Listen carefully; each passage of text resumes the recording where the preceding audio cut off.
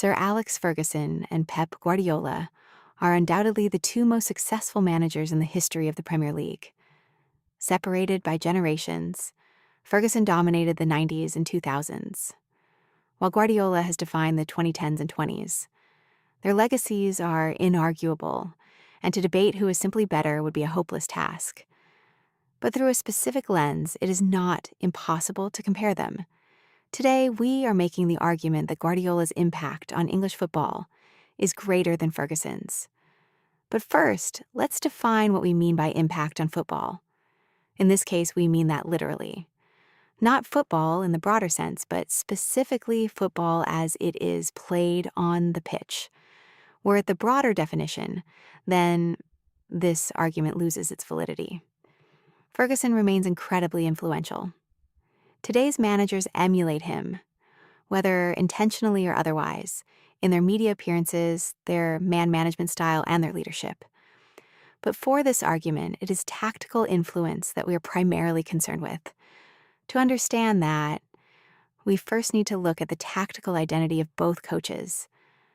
Ferguson largely used a 4-4-2 formation throughout his time at Manchester United, with some notable exceptions.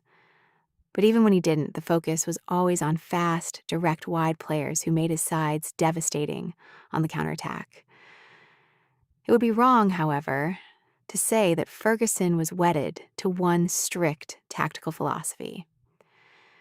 As many of his ex-players have pointed out, the tactical work in training sessions was generally run by his assistant coaches, men like Carlos Queiroz, Rene Meulensteen, and Brian Kidd.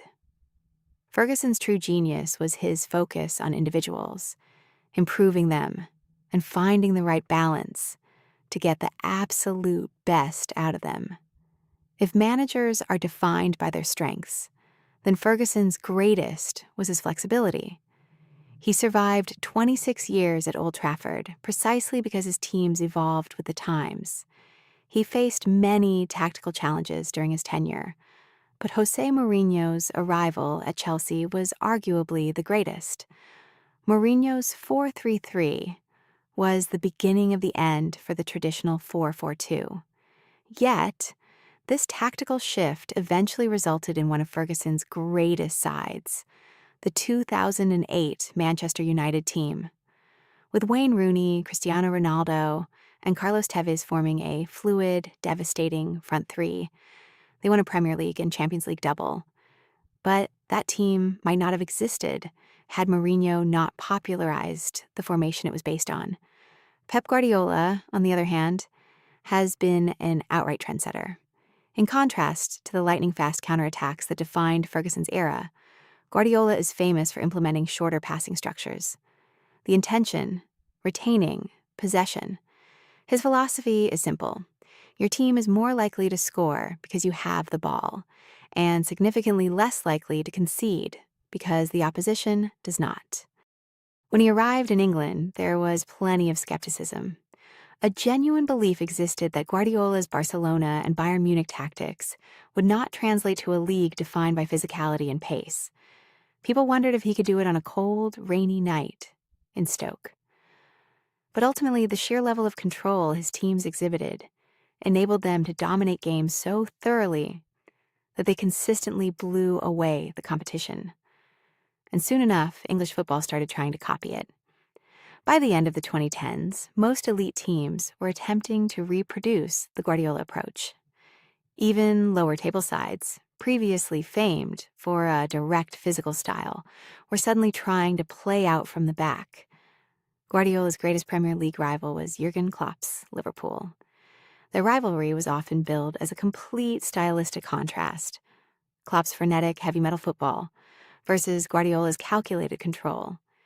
Yet, over time, even Klopp sought to introduce elements of Guardiola's control to his faster-paced style. For all of his immense success, it is hard to argue that Ferguson ever had a similar structural effect on the league. His leading rivals, like Arsène Wenger and later Mourinho, simply weren't his tactical disciples in the same way that Guardiola's peers have become. Now, having said that, Guardiola has adapted to English football. The arrival of goalkeeper Ederson gave Manchester City the option to play long, direct passes when needed. He's also pioneered using center backs as fullbacks and integrated a traditional center forward in Erling Haaland. Again, though, these have become tactical trends set by Guardiola that the rest of the league has quickly rushed to follow. So, while Ferguson is undeniably a giant of the game, Guardiola's influence on the literal execution of football is arguably greater. Although, given that Pep is unlikely to remain at Manchester City for another 16 years, we will probably never know whether that tactical influence could have sustained a Ferguson-length era.